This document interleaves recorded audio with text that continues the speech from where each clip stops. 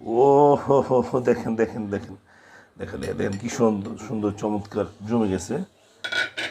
দেখি দেখি দেখি দেখি দেখছেন দেখছেন দেখছেন দেখছেন কতক্ষণ লাগছে, একদম জমে গেছে। আসসালামু আলাইকুম viewers, welcome to another video. আমরা তো তৈরি করলাম টক দই। দেখছেন কি চমৎকার টক দই। তো এটা নর্মাল জানেনই তো, শুধু টক দইয়ের বীজ লাগে আর আর টক দইয়ের বীজ আর দুধ হইলে এটা হয়ে যায়। তো চলুন আমরা এটার প্রক্রিয়াটা দেখে আসি।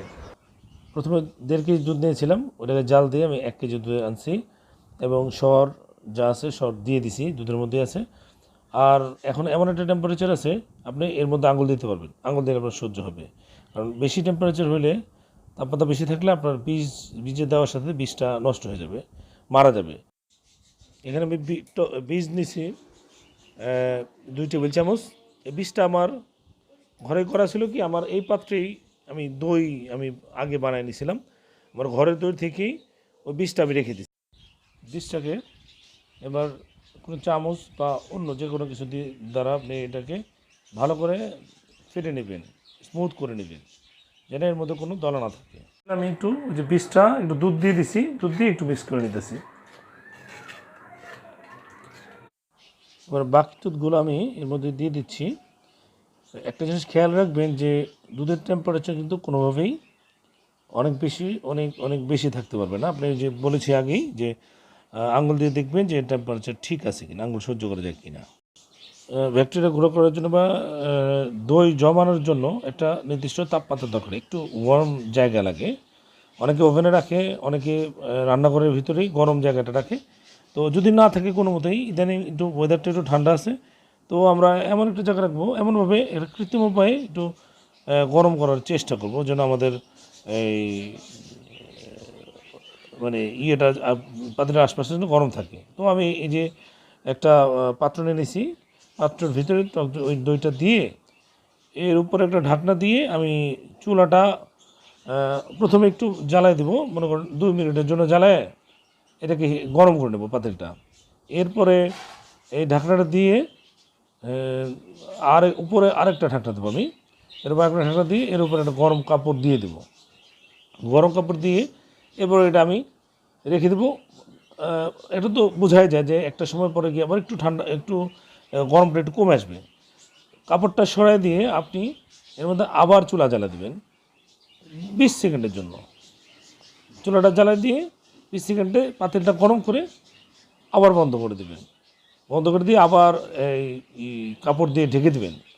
এভাবে যদি আপনি যতক্ষণ থাকেন, আপনি যেহেতু 6-7 ঘন্টার মতো হয়ে যাওয়ার কথা। আর যদি না হয় তাহলে আরেকটু সময় দেবেন, কারণ ব্যাকটেরিয়া তো ওর কাজ করতে হবে। ওর যদি ওর টেম্পারেচার নির্দিষ্ট পরিমাণ টেম্পারেচার না পায়, তাহলে কিন্তু ও কাজ করতে পারবে না। তো আমরা যদি নির্দিষ্ট পরিমাণে তাপমাত্রা দিতে পারি, আর যদি তাপমাত্রা যদি ঠিকমতো ওই তাপমাত্রা ও যদি ব্যাকটেরিয়া পায়, তাহলে হয়ে যাবে। 6 ঘন্টার জায়গায় না তো 7 ঘন্টা 8 ঘন্টা লাগবে, তবে হবে অবশ্যই। চলুন তাহলে আমরা দেখি পরবর্তী কি হয়। ভিউয়ার্স, গতকাল রাত্রে যে আমরা এই দইটা বানিয়েছিলাম, দইটা আর কি বসেছিলাম আর কি চুলার। তো আমি সকালে কাপড়টা উঠেছি, উঠে দেখুন মাঝখানে আমি শুধু একবার আগুন জ্বালাই দিছিলাম, একটু আগুন মানে 2-3 সেকেন্ডের জন্য আগুনটা জ্বালাই দিয়ে পাতিল জাস্ট গরম করে আবার বন্ধ করে দিয়েছিলাম। এটা শুধু একবার করছি। তো দেখি আমরা কি অবস্থা। দেখছেন একদম জমা পেতে গেছে। আপনারা বুঝতে পারতেছেন কি না, আমি একটু কেটে দেখাই আপনাদের, কেটে দেখাই। দেখুন দেখুন, দেখছেন? আপনারাই খেয়াল করে দেখেন, যে কাটতেছে। দেখুন আরেকটু দেখছেন? এবার আপনার এইটা এত সুন্দর হয়েছে, আর আপনার চিন্তা করেন যদি এটা খেতে কতটুকু স্বাদ হয়েছে। আমরা টক দই, কিন্তু টক কিন্তু না, খুবই সুস্বাদু একটা সুস্বাদু হয়।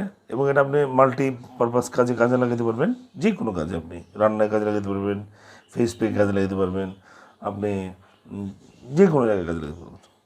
তো ভিউয়ার্স, যদি আমার এই রান্নাটা পছন্দ হয় তাহলে তো অবশ্যই লাইক করে দেবেন। আর যদি এরকম নতুন নতুন রেসিপি চান তাহলে